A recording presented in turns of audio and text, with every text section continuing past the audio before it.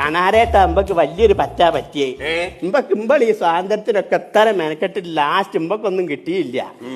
ഉള്ളത് ഒക്കെ മറ്റേ രാജ്യക്കാരെ കൊണ്ടുപോയി. കർണാടക കൊണ്ടുപോയി, തമിഴ്നാട്ടുകാരൻ തമിഴ്നാട് കൊണ്ടുപോയി, ഇന്ത്യക്കാരൻ ഹിമാചൽ പ്രദേശ് കൊണ്ടുപോയി. അങ്ങനെയുള്ള രാജ്യം മുഴുവൻ വരെ അങ്ങോട്ട് കൊണ്ടുപോയി. ഇമ്പക്കൊന്നും കിട്ടിയില്ലാന്ന്.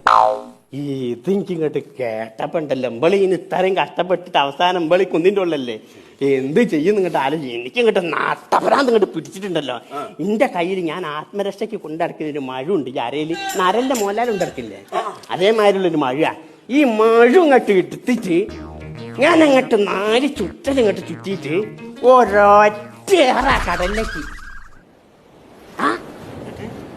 ഇങ്ങനെ നോക്കിയപ്പോണ്ട് കടലിങ്ങനെ ബാക്കോട്ട് അങ്ങോട്ട് പോയിട്ട് കര ഇങ്ങനെ പൊന്തി വരും.